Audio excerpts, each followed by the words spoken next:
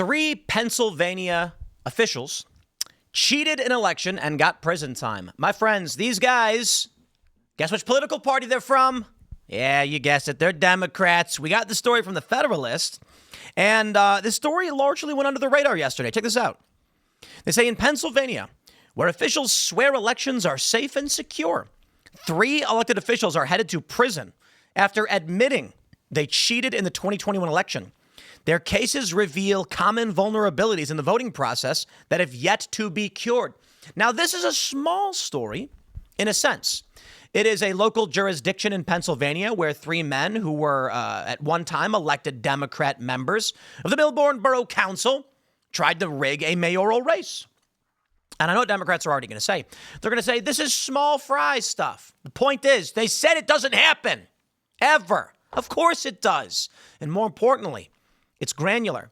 If it's happening at this level, of course it can be happening at the greater level. All that means is that the things these guys were doing happen in precincts, in electoral college nominations. All of that can happen. Here's the story.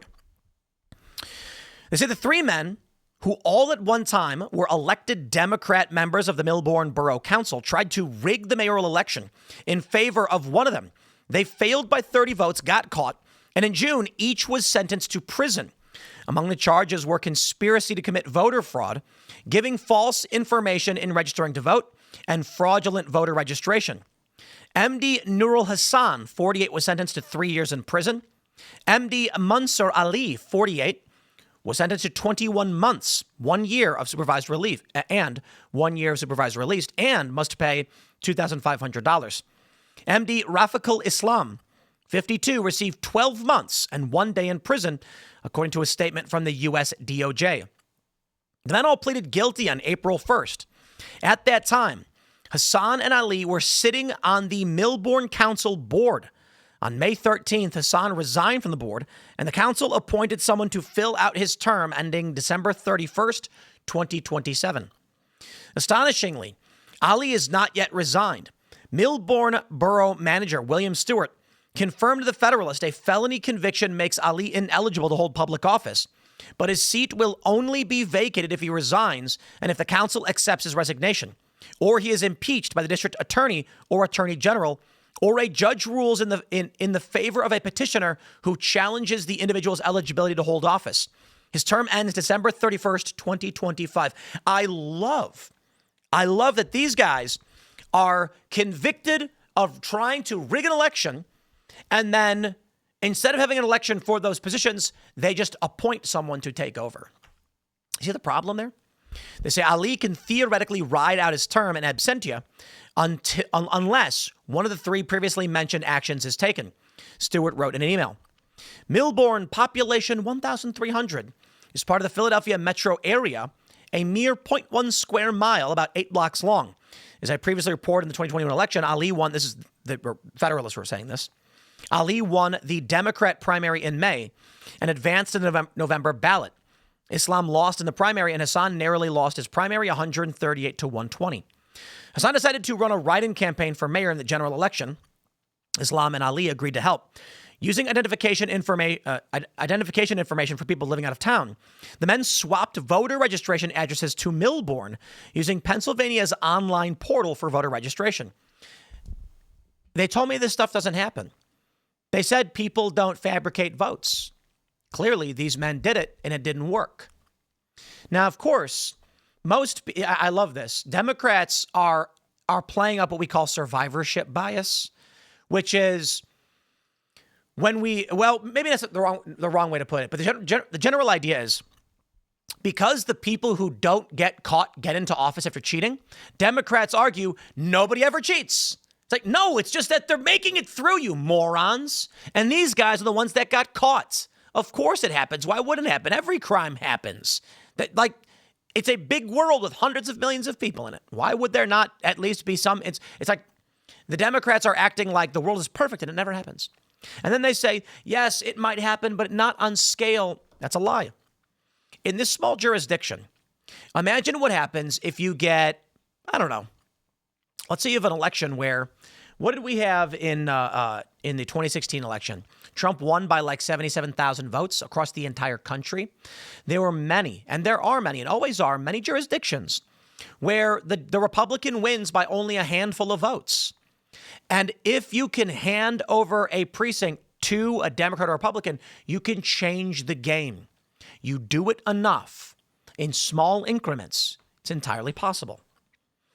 They say they then electronically requested mail-in ballots, had them sent to mailboxes they could access, filled out the ballots, signed the outer envelope with the name of the bogus voter, and dropped them off at the Delaware County Board of Elections. In some cases, they took the ID information from people they did not know. They also asked non-residents to register to vote in Milbourne and cast mail-in ballots for Hassan to be mayor. I mean, that probably got you caught. But hold on there a minute. Wasn't everybody saying there was a risk with these mail-in votes because anybody could just fill them out? You had no way of verifying if they were real? Heavens me. And you think this is the only place that it happened? Yeah, not likely. Hassan and Ali persuaded many of their non-Milbourne friends and acquaintances to provide them with personal identification information so that defendants Hassan and Ali could register them to vote in Milbourne, the DOJ said. During many of these conversations, Hassan and Ali told their non-Milbourne friends and acquaintances that they would not get in trouble as long as they did not vote in another election in November 2021. Then they should arrest every single person that was part of that scheme. The scheme highlights how easily electronic voter registration and ballot requests, drop-off boxes, signatures, and photo identification, and in-person voting each have a role in allowing or preventing election fraud. If they had been forced to vote in person and verify their address with a photo ID, this cheating would not have happened. That's amazing. These defendants sabotaged the democratic will of their fellow citizens in deciding Milbourne's next mayor, said U.S. Attorney David Metcalf in a statement. Public trust in the electoral process is critical, and my office is committed to ensuring that our elections remain free and fair. As this case shows, should we find instances of fraud, we won't hesitate to prosecute those responsible. And of course, this is a press release from the DOJ at justice.gov, assuming the website actually loads. This is published June 26th, as I was saying, went largely under the radar. Final Milbourne borough official sentenced to nearly 2 years in prison for election fraud offenses. They say in February of this year, the defendant and co-conspirators, we already know their names, and were indicted in conspiracy to commit voter fraud. This we know. They're going to mention quite a bit more in detail and explaining it, but we'll scroll down to the end. In total, the defendants conspired to falsely register nearly 36 non-Milbourne residents as Milbourne voters and cast ballots for those non-Milbourne residents. Now, my question for all of you guys is, how many times do you think someone got away with this? It's not zero. I'm willing to bet a lot of people have engaged in these practices and gotten away with it. They say free and fair elections are the bedrock principle that defines American democracy. I appreciate the partnership between my office, the FBI, and the U.S. Attorney's Office to bring these criminals to justice, said Delaware County District Attorney Jack Stolzheimer. The case was investigated by the FBI, and the Delaware County District Attorney's Office is being prosecuted, by Assistant U.S. Attorney Mark B. Dubnoff. It sounded like, and the Delaware County District Attorney's Office, and is being prosecuted. So it was the and that made it. Otherwise, I was like, wait, they're prosecuting themselves. Here's my presumption. This probably happens a lot more than anyone knows. I would estimate that conservatives conservatives overestimate how often it happens, but Democrats dramatically underestimate. I would argue that Democrats are substantially more likely to engage in this practice. You can see it in everything they do. You know, we talk about on Timcast IRL, I've mentioned this many times, that you should be required to sign up for selective service in order to vote. I think that's a great solution. Liberals and Democrats are going to be like, hell no, I ain't doing that. But conservatives will be like, sure, whatever, who cares? Like, why not? There's no guarantee the draft is going to happen. But if you do not sign up, you do not get your card. Men and women alike. Men and women alike. The funny thing is, Republicans tend to be the slow down their Democrats, and the Democrats will do whatever they can to gain power. So in that line of thought, I was like, we should make it, I jokingly said something like, in order to vote, you have to get mercilessly beaten by sticks. And then everybody laughs, and I'm like, actually, Democrats would win every election.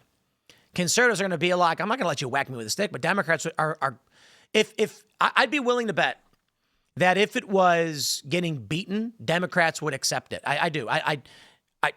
But if it's sacrifice, if it's actual, if it's because the Democrats are all about being martyrs and weird cultists. If the issue is actually you must serve your nation, Democrats would never vote again. Republicans win in a landslide. I'm going to leave it there. Stay tuned. We got more segments coming up for you in a little bit. Follow me on X and Instagram at Timcast, and we'll see you all in the next segment.